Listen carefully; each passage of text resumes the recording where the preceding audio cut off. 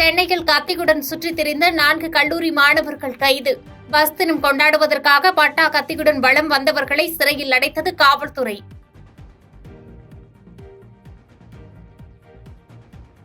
Chocolate சுவையில் சாராயம் காய்ச்சி விற்கும் அளவுக்கு கள்ளக்குறிச்சி மாவட்டத்தில் கள்ளச்சாராயம் தொழில் நவீனம் அடைந்திருக்கிறது.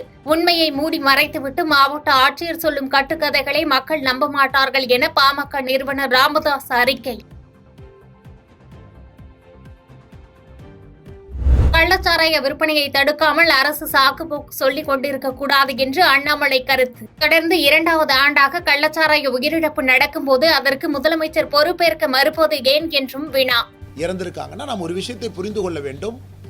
இவங்க இறந்திருக்கிறவங்களை மட்டும் இன்னைக்கு மீடியால பார்க்கிறோம். ஆனால் கள்ளச்சாராயம் என்பது தமிழகத்தில் பொதுவாக எல்லா இடத்திலும் வர ஆரம்பித்து விட்டது. ரெக்லெஸ்ஸா டாஸ்மார்க்கினுடைய வளர்ச்சிக்கு எந்த அளவுக்கு திராவிட முன்னேற்ற கழகத்தினுடைய அரசு டாஸ்மார்க்கினுடைய வளர்ச்சி தன்னுடைய வளர்ச்சியாக வேலை பார்க்குறாங்களோ, அப்படி இருக்கும் பொழுது எதற்காக இந்த கள்ளச்சாராயத்தை தடுப்பதற்காக இந்த அரசு எதற்காக எந்த நடவடிக்கை எடுக்காமல் இருக்கிறாங்க?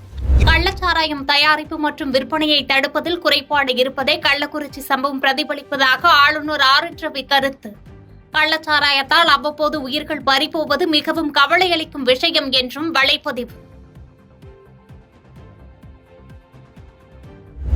திமுக ஆட்சிக்கு வந்த பின் கள்ளச்சாராயம் புழக்கம் அதிகரித்துள்ளதாக இபிஎஸ் கருத்து.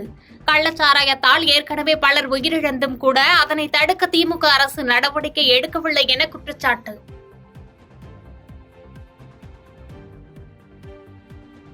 பாதகம் செய்பவரை கண்டால் நாம் பயங்கொள்ளலாகாது பாப்பா. மோதி மிதித்து விடு பாப்பா, அவர் முகத்தில் உமிழ்ந்து விடு பாப்பா. அண்மை செய்திகளை உடனுக்குடன் தெரிந்து கொள்ள இணைந்திருங்கள் இயம்நாடு தொலைக்காட்சியுடன்.